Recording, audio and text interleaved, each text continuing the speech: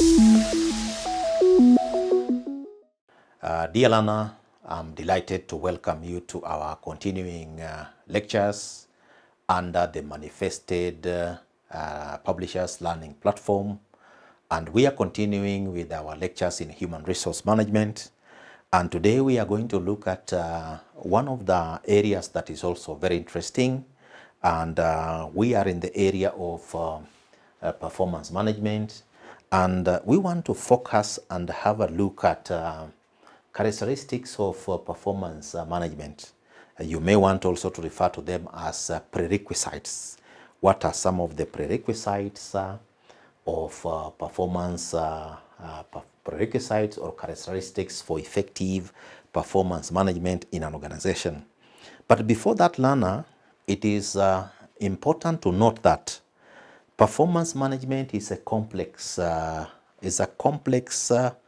concept that encompasses different dimensions of the organization. It encompasses different dimensions of the organization.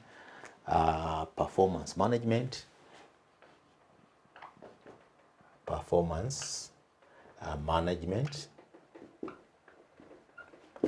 is a complex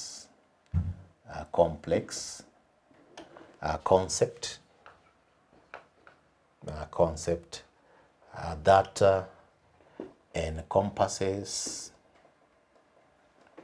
encompasses different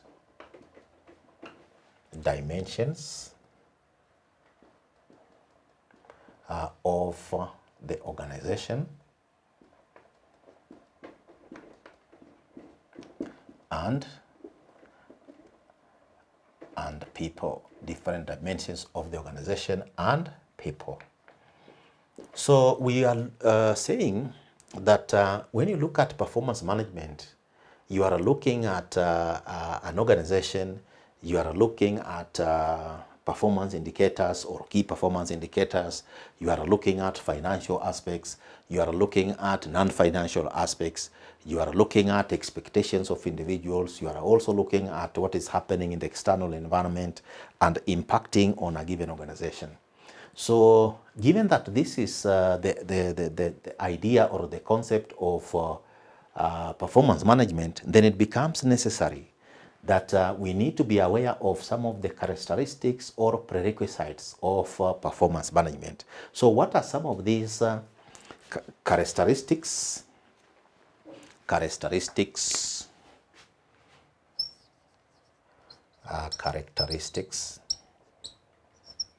or prerequisites, characteristics or prerequisites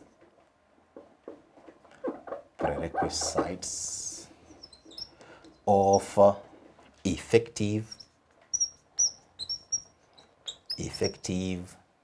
performance management.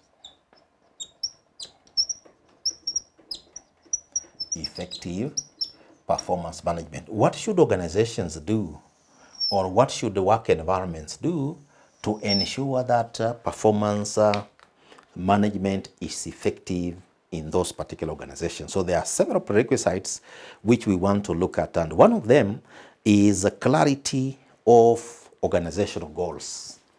So one, clarity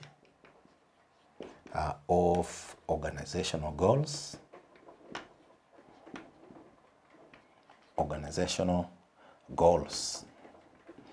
Clarity of organizational goals. So learner, because ultimately the performance that we are looking at, even if you are looking at the performance of the individual, you are looking at the objectives of the individual. Ultimately, the objectives of the organization are larger and they are the bigger ones. And sometimes even individual objectives have to be sacrificed for the expense of the larger organizational objectives. So one of the areas or prerequisites of effective performance management is that goals have to be clear within a given organization. And then the aspect of evaluation.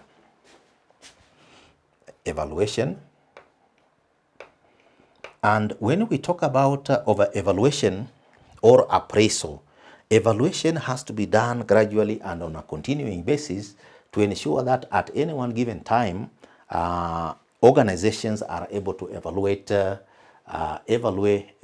performance of workers, evaluate the performance of the organization vis-a-vis key performance indicators. Then thirdly, cooperation but not coercion. Cooperation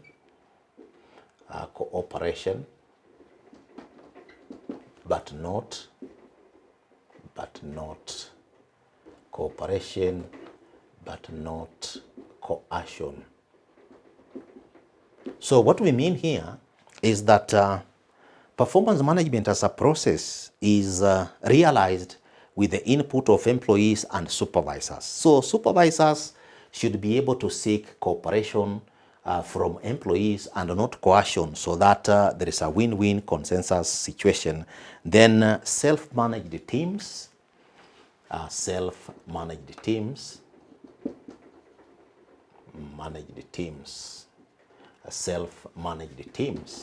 So when it comes to teamwork within organizations, it is imperative that organizations set up teams and they encourage self-management, so that those teams can work with minimum or no supervision, so that organizations can achieve the targets they have set to achieve. Then there is the element of leadership development.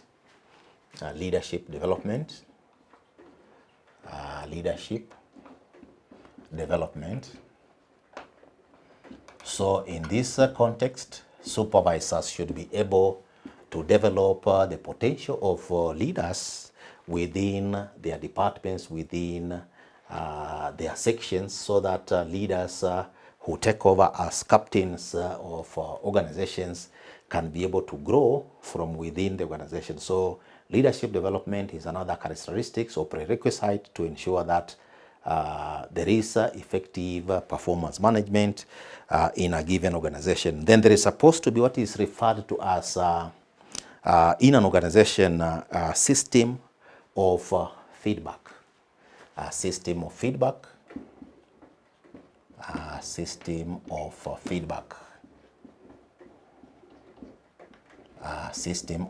So in any system, a communication loop has to be created, so that the supervisor has to get information, the employee has to get information, there has to be feedback and clarifications made in the area of performance management or in the area of general performance. So we can again look at this much more closely and see these characteristics or prerequisites of effective performance management. How can they be entrenched in a given working environment to ensure that an organization achieves its performance management targets? So we have said, Lana, that for effective performance management in an organization, clarity of organizational goals is important. So in this context, goal setting and goals and objectives are expected to be smart. They are expected to be simple. They are expected to be measurable. They are expected to be applicable or appropriate. They are expected to be realistic and time-bound. So once this is done and there is an agreement between supervisor and employee, then they say in strategy that what gets measured gets done. So that is possible that if both parties are clear in terms of what is supposed to be achieved and what is supposed to be strived for, then the performance management process can be effective. Then when it comes to evaluation, this evaluation is supposed to be continuous. So the evaluation approach that is supposed to be adopted in an organization or appraisal approach, you don't have to wait from January to December to do an evaluation. An evaluation can be done after every, say, 2 weeks, after every 1 month. Evaluation is done and appropriate intervention measures taken. So evaluation is supposed to be continuous, and an organization is supposed to use appropriate tools to be able to carry out that particular evaluation process, to be able to provide intervention at the opportune time. Then when it comes to cooperation but not coercion, organizations that are progressive normally strive for consensus. Strive for consensus. So here is where you may not agree on everything, but you may want to convince workers or convince managers and supervisors in a work environment that even if there is a conflicting view, but we agree by consensus to be able to do this particular, take particular action and so on. So this one helps also in building synergy and a sense of involvement and engagement is enhanced. So when employees are engaged, are involved in the process and so on, they cooperate and so on, even if challenges come, the organization can be able to surmount those particular challenges in relation to the approach that is taken, and this one can also enhance what is called the goodwill of all stakeholders. So that again can be able to contribute towards effective performance management processes in a given organization. So the aspect of self-managed teams. So these self-managed teams are self-driven. So you may have what you call team targets. So these team targets are built around a group. This one could be maybe a section. This could be a department. This could also be a branch. So once you have self-managed teams which are self-regulating, then it is also possible you can get what you call high performance work design. High performance work design, where there is an element of autonomy and individuals are innovative, and these self-managed teams can be able to contribute towards team targets, and they can also be given what are called team incentives. Then the element of leadership and leadership development. Here, supervisors,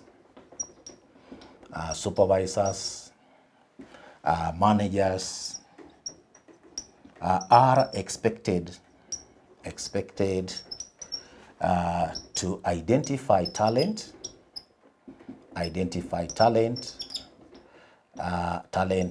and build the next level of leaders. So basically, organizations are supposed to develop other levels of leaders and so on. So when supervisors involve employees, they identify talent, they build these particular employees, they give them an element of skills development, capacity building, exposure, then that is one way also of growing the performance management process, because it enhances the understanding of organizational objectives. Then when it comes to the system of feedback, an organization is expected to build what is called a foolproof. An organization is supposed to build what is called a foolproof feedback system. A foolproof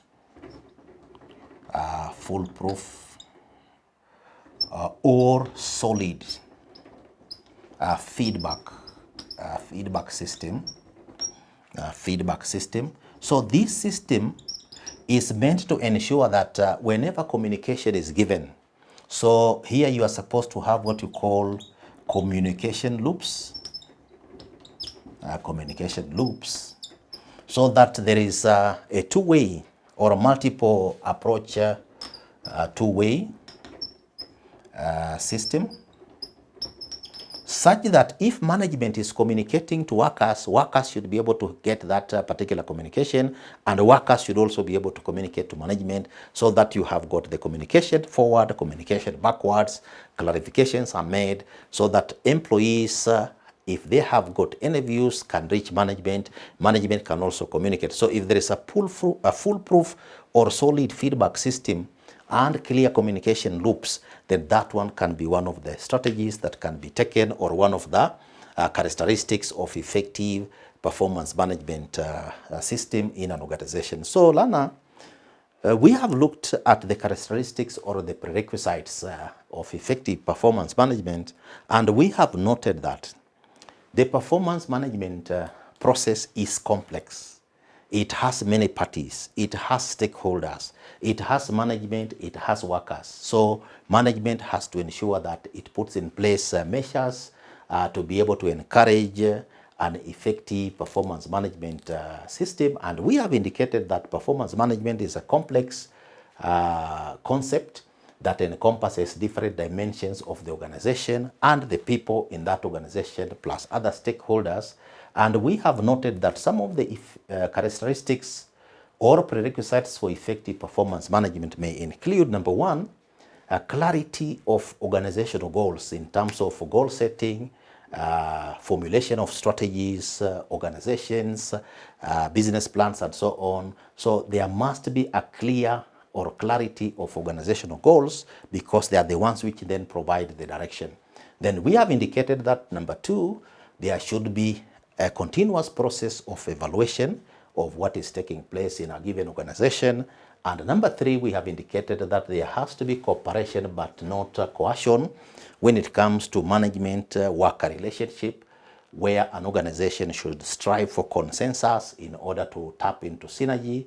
And number four, we have indicated that there should be self-managed teams, and here teams should be encouraged to be self-driven with team targets to work together in terms of creating high-performance work design. Number five, leadership development, where supervisors and the organization in terms of its management should be able to at least spot talent and build an organization and build the next level of managers to empower them. Then number six, system of feedback. An organization should be able to develop a system of feedback where the organization is able to have a solid or a foolproof feedback process with communication loops to open up barriers that could be there in terms of communication to ensure that the organization is operating from the same page. So these ones are some of the characteristics which could be noted or prerequisites where effective performance management is practiced. So dear learner, before we finish our lesson, I want to leave you with an assignment, and your assignment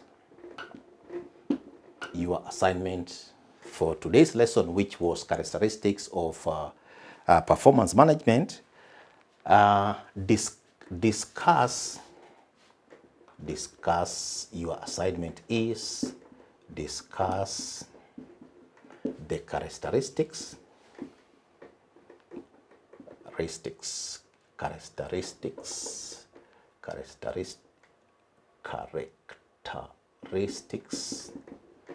of effective performance management. Characteristics of effective performance management. So dear learner, this is your assignment for today's lesson, which was characteristics of performance management in performance management lesson of human resource management subject under the manifested publishers platform. So thank you very much for being attentive in the lesson.